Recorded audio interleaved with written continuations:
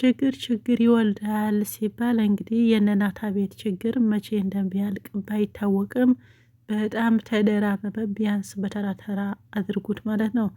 ሰሞኑ እንዳየነው ከሆነ የመጣው ደብዳቤ ሲነበብ ልክ ስትጀምረው ነበረ ራስ በራሳቸው መተያየት እየጀመሩት።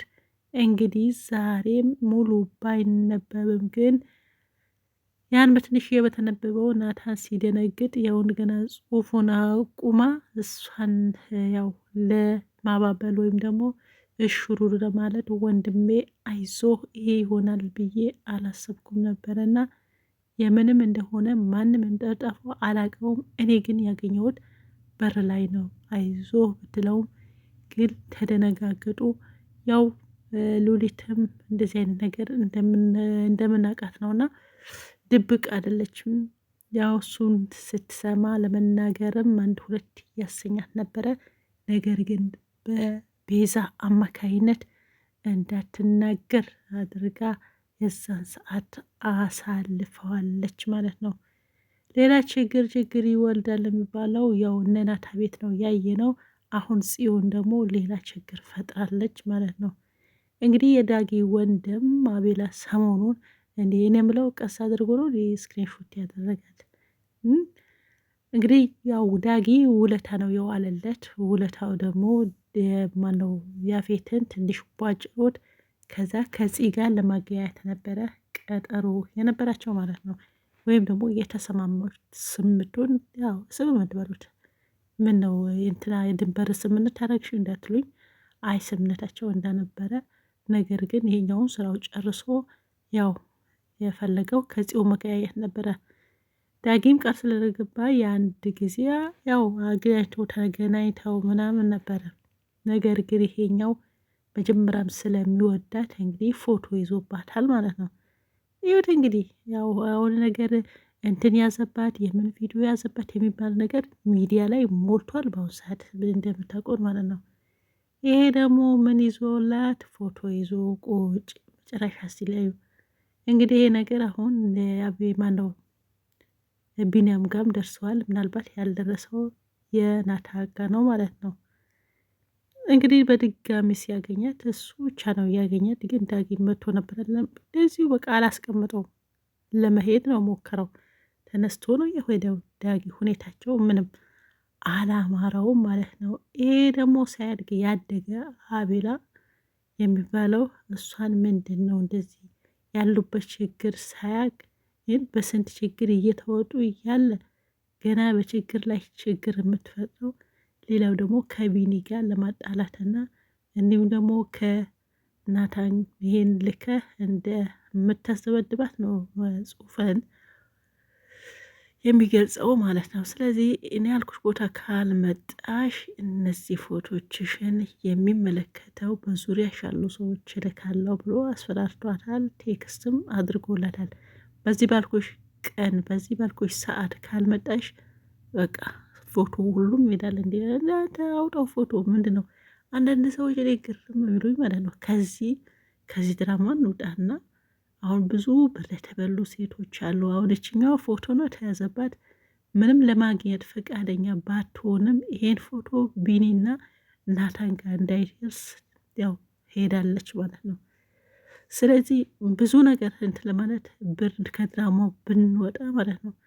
እንደዚህ ያዘባት ምን ይመስላችኋል? እዛ ነው በቃ በሆነ አጋጣሚ እንደው የነዛ ውስጥ ሁለቱም በረገች ላይ ያውርቅ ነው የሆነ ነገር ይዟባት ነው እንደዚህ እንትን በሚዲያ ላይ ወጡ። አሁን በሀቡ ቤት ስንት ነው የሚያለቅሰው። እና አንዳንድ ብር በልዱ በእንደዚህ አይነት ፎቶ እያስፈራራ በእንደዚህ አይነት አንዳንድ ደግሞ ምንም ያ ሰው ምንም ሳያደርግ ይሄ ሴጣን ነው አሉ አፕሊኬሽኑ አንድና ወንድ እንደ አንድ ላይ እንደሆኑ አቀናብሮ ፎቶ ወይም ደግሞ ቪዲዮ እንደሚሰራ እንደዚህ አፖች አሉ። ስለዚህ በየቀኑ ሴቶችን የሚያስለቅሱ ወንዶች ልክ እንደ አቤላ ፎቶ አንስተው ይዞ ነው የሚያስፈራራል። መጀመሪያ ያው አካባቢያቸውን ነገር ማጥናት ይፈልጋሉ። የእናንተን ባንግራውንድ ካጠኑ በኋላ ምንድን ነው የሚያደርጉት? መጠቀሚያ ማለት ነው።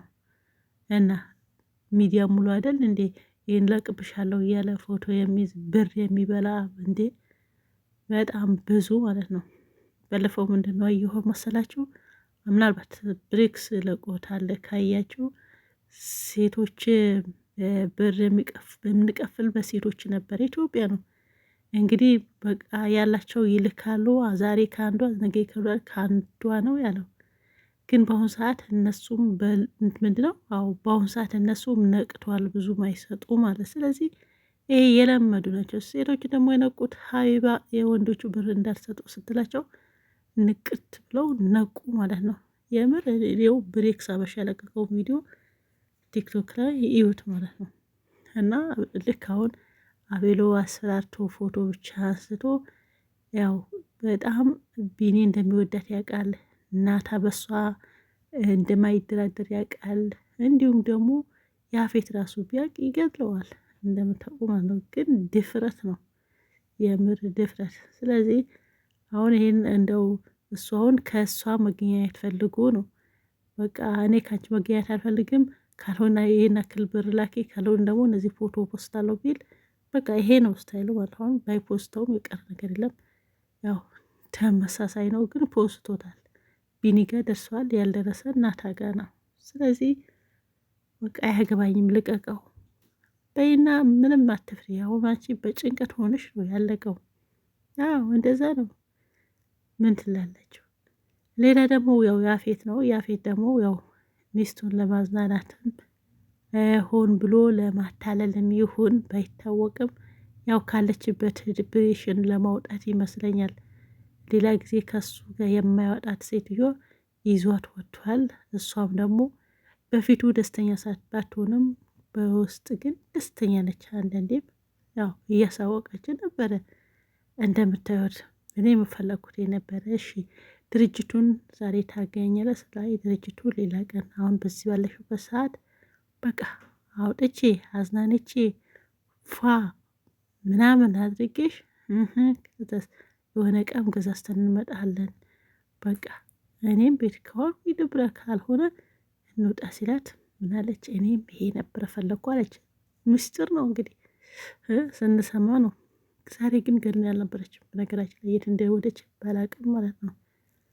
እና ብልት አድርገው እንግዲህ ወደ መኪናቸው ገቡ። መኪናቸው ከነዱ በኋላ ደግሞ የሆነ እንትን ነገር አለ ይመስለኛል፣ ሰው መገናኛ ነገር ማለት ነው። እና ማነው እና ቤኒና ናታን እንዲያገኙት ቦታ ነው የወሰዳት። ግን ናታ አይተዋል፣ እንደላይ አድርጎ ወደ ሱቅ ነው የገባው።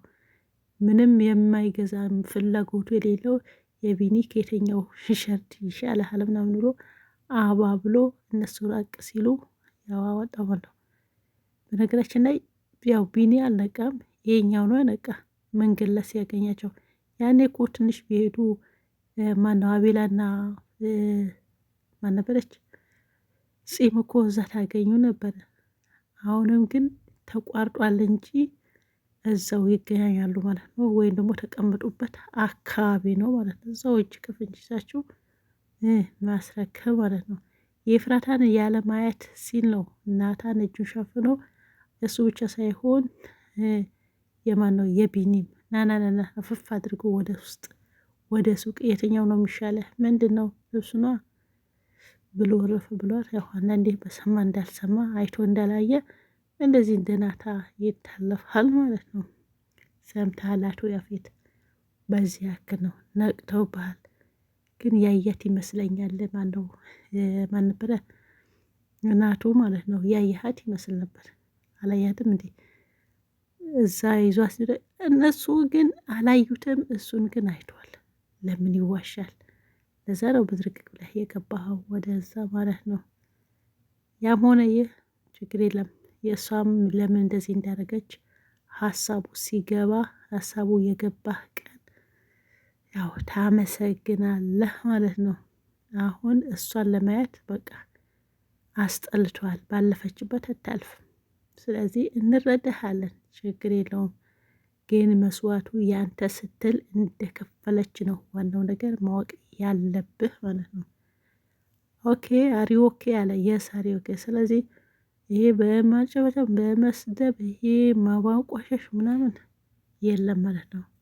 ስለዚህ ሁሉም ዋጋው ከፈለችው ያንተ ነውና ቀኑ ሲደርስ ጊዜው ሲደርስ ለካኔ ነበር ወይ ይቅርታ ብለህ ተንበርክከህ ይቅርታ ትጠይቃለህ።